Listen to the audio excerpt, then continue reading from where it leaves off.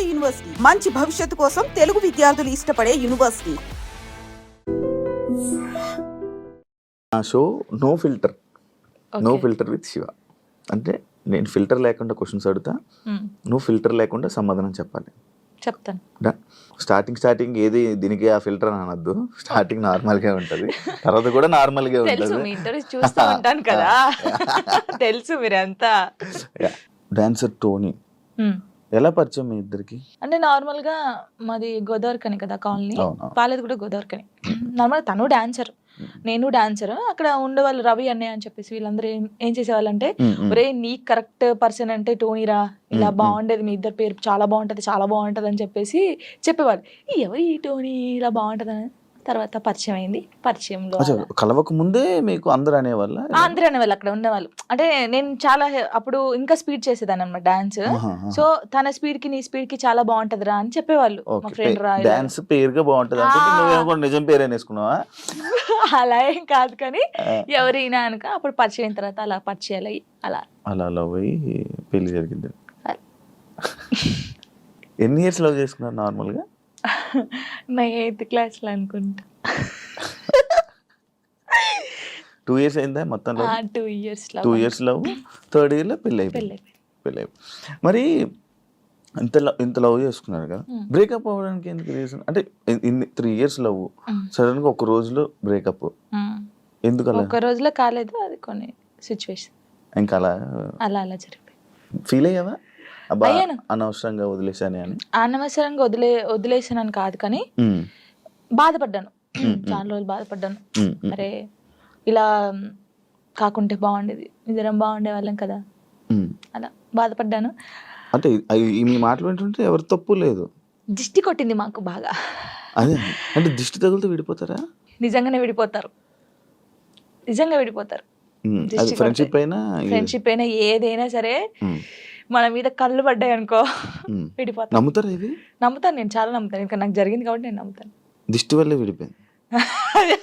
ఇప్పుడు తమిళ పెట్టండి, దిష్టి వల్ల విడిపోయిన వీళ్ళిద్దరు ఎందుకయ్యా సామి ఇదంతా నాకు అనిపిస్తుంది ఇప్పుడు. ఏమైనా స్ట్రగుల్స్ ఫేస్ చేసావా విడిపోయినాక? లైక్ పెళ్ళి అయ్యాక కానీ లేకపోతే విడిపోయాక కానీ? పెళ్లిలో పెళ్ళి అయిన తర్వాత బాగున్నాం, ఇద్దరం ఈవెంట్స్ చేసుకున్నాం, లిరిన్ బాగా చూసుకున్నాం, అంత బాగా. కొన్ని ఇప్పుడు అవన్నీ మాట్లాడదలుచుకోలేదు నేను, ఎందుకంటే పాతవి తవ్వేసి తన లైఫ్ బాగుంది, నా లైఫ్ బాగుంది, మధ్యలో మళ్ళీ టాపిక్స్ చేసి మళ్ళీ వెనక్కి లాగడం నాకు ఇష్టం లేదు. తర్వాత పెళ్ళి అంటే ఇంకా అయిపోయిన తర్వాత, గొడవ అయిపోయిన తర్వాత చాలా మంది చాలా రకాలుగా మాట్లాడారు నన్ను. అంటే రోడ్డు మీద నడుచుకుంటూ వెళ్ళేటప్పుడు కానీ చాలా, ఇప్పటికీ తప్పట్లేదు అది. ఇంకా లోకంలో మేము ఇద్దరమే ఉన్నాము, మా ఇద్దరికే డైవర్స్ అయిపోయినాయి, వీళ్ళిద్దరే వైఫ్ అండ్ హస్బెండ్స్, ఎవరు విడిపోలేదు అన్నట్టు చేస్తున్నారు జనాలు అయితే. నిజంగా అలా అప్పుడు కూడా అలాగే చేశారు. రోడ్డు మీద నడుతుంది అప్పుడు చేశారు. అప్పుడు నేను ఇలా వెళ్తుంటే, అరే నేను మొగుడు వదిలేశారంటారా దీన్ని, ఇది ఏం చేసిందోరా, మొగుడు వదిలేశాడు అని చెప్పి అన్నారు. ఇలా వదిలేసిన తర్వాతనే కదా నాకు ఎక్కువ అలా అలా చాలా స్ట్రగుల్స్ పడ్డాను. ఎవరున్నారు నీకు సపోర్ట్ గా అప్పుడు? Mummy daddy. అమ్మ నాన్న ఏమన్నారు? మా మమ్మీ డాడీ అసలు, మా డాడీ గురించి ఎత్తనే ఏడిపోతుంది నాకు. అంటే మా డాడీ ఎలా అంటే, వీళ్ళకి ఎలా ప్రేమ చూసుకోవాలో తెలియదు మా మమ్మీ డాడీకి. ఫస్ట్ ఆఫ్ ఆల్ మా డాడీ గురించి నేను ఎప్పుడు ఎక్కడ మాట్లాడలేదు. ఇక్కడ అంటే అందరూ లవ్ యూ డాడీ, ఇప్పుడు ఈ జనరేషన్ లో అప్పుడు వాళ్ళకి తెలియదు. ఇప్పుడు మనం ఏడ్చినా ఎందుకు ఏడుస్తున్నాం, ఇది కావాలా, ఇట్లా. ఫస్ట్ మా డాడీకి సారీ అని చెప్పాలని ఉంది గట్టిగా, హగ్ చేసుకొని. కానీ ఆయనకి ఆ ఫీలింగ్స్ ఉండవు, అంటే తెలీదు. చెప్పినా కూడా ఎందుకు ఏడుస్తుందో అంటాడు. మా మమ్మీ కూడా అంతే. నేను లవ్ మ్యారేజ్ చేసుకొని వెళ్ళిపోయినప్పుడు కూడా చిన్న మాట అనలేదు నన్ను, చిన్న మాట. ఎందుకు చేసుకున్నావు అయినా అడగలేదు. మేమిద్దరం కలిసి ఇంటికి వెళ్ళినప్పుడు సారీ డాడీ అని చెప్పి ఇంట్లోకి వెళ్ళిపోయాం అంతే. ఎంత బాగా చూసుకున్నాడు మా ఇద్దరిని తెలుసా, ఇంత మాట కూడా అనలేదు ఎప్పుడు.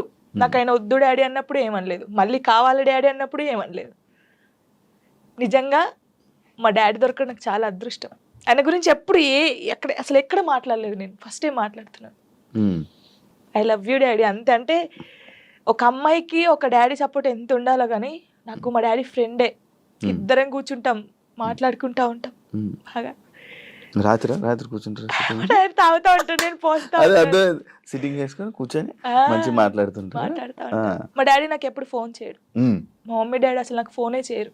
ఒక అమ్మాయిగా బయటికి ఇంత తిరుగుతానా అంటే వాళ్ళకి తెలియదు ఏం చేస్తున్నావు, ఎక్కడున్నావు, అయిపోయిందా, అసలు ఫోనే ఉండదు. వెళ్ళింది చేసుకుని వస్తారు.